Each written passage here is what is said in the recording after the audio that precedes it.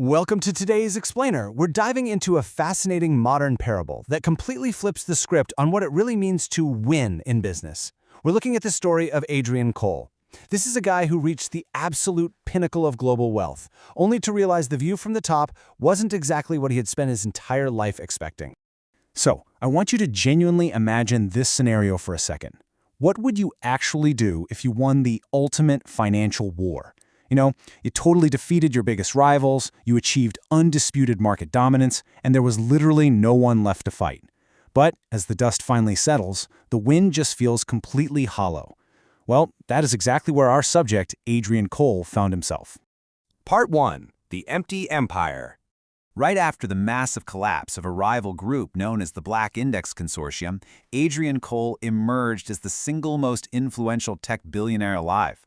From the outside looking in, the guy had everything you could possibly measure modern success by. A sprawling global tech empire, his own private aviation fleet ready at a moment's notice, mega headquarters planted in multiple countries around the globe, and a jaw-dropping trillion-dollar valuation potential.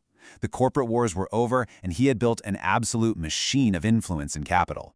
But despite all that, Adrian felt this undeniable, creeping sense of isolation. He was shifting away from his old drivers of revenge and ruthless competition, and it led to this really jarring realization. He said, "I built the strongest system, but why does it still feel silent?" That silence? It was the deafening sound of a system built purely for power, but completely lacking any deeper, resonant purpose. Moving into part 2, the question that changed everything. It's funny how the simplest, most unexpected interactions can totally pivot the course of a life. During a really brief, seemingly ordinary conversation, a young entrepreneur looked right at the most powerful man in tech and asked a striking question. "Sir, what is the real purpose of success?" I want to pause and pose that directly to you right now. What is your actual definition of achievement? When you reach your absolute peak, what's the actual point of standing up there? Adrian took a long, heavy pause before giving an answer that would become his entire new philosophy. Success is not what you earn, it's what survives when you stop working. He just wasn't thinking about accumulating anymore. He was actively shifting his mindset from what he could extract from the world to what would actually remain in it after he was gone. Which brings us to part 3, the billionaire shift. Driven by that profound realization, Adrian made an unprecedented announcement. He was stepping back from day-to-day control to completely restructure the core DNA of his life's work. Think about it. In the past, his goals were all about ruthless competition, revenge against rivals, absolute market dominance. That was the aggressive fuel that built his empire. But his brand new goals? They shifted entirely to meaningful creation, purpose, and lasting legacy. His new mission was to transform his company into a massive launchpad for future billionaires. He rapidly redirected the staggering resources of his empire into building a global innovation ecosystem. We're talking massive free startup funding programs, global education platforms accessible to absolutely anyone, state-of-the-art AI innovation labs, and substantial grants specifically targeted to empower low-income entrepreneurs. It was a complete systemic overhaul designed to build people up on an international scale. Naturally, the public and the media were totally shocked. They kept asking, loudly, why a billionaire would willingly reduce his own control. Well, Adrian's answer was perfectly aligned with his new worldview. Because control is not the end goal, creation is. He had finally realized that holding on to power was just a finite game, but empowering others to create, that was exponential. Part 4, facing the resistance.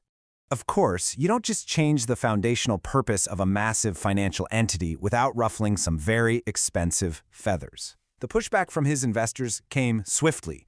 They had all these traditional fear-based complaints like, "This will reduce profits," or "This is too risky." But ultimately, they revealed their biggest fear when they said, "You are changing the system too much." Basically, they just wanted to protect the familiar, rigid structure that had made them wealthy in the first place.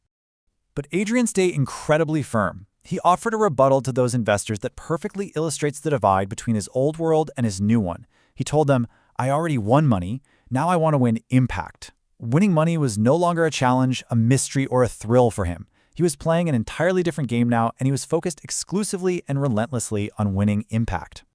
And finally, part 5, legacy over luxury. So what happens when you actually implement a bold vision like that? Well, just a few short years down the line, the results were incredible. Because of his new system, thousands of startups were practically born out of thin air. Young entrepreneurs from all walks of life became millionaires themselves. We saw a rapid global spread of innovation and the actual physical transformation of historically poverty-driven regions. A completely thriving new generation emerged entirely because one man decided to shift his purpose. And it wasn't just a high-level global change. It was deeply personal, too.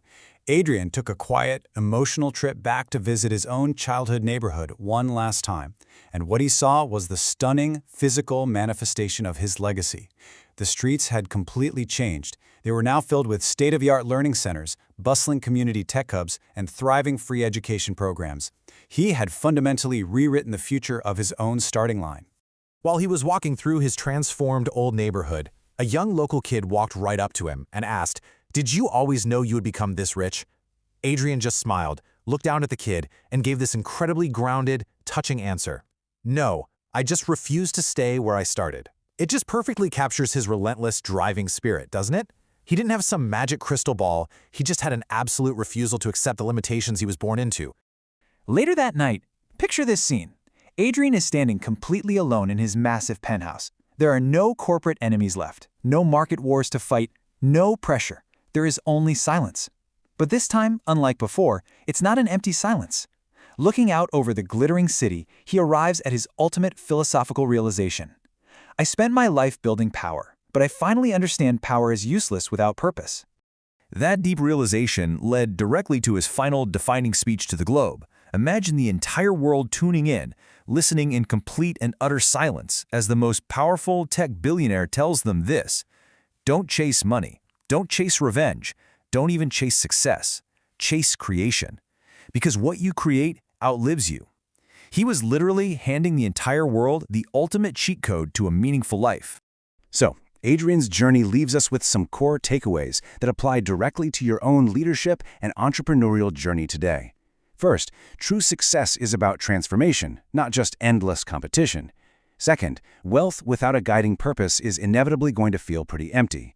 Third, the truly greatest empires out there build people, not just profits. And ultimately, your legacy is vastly more important than your luxury.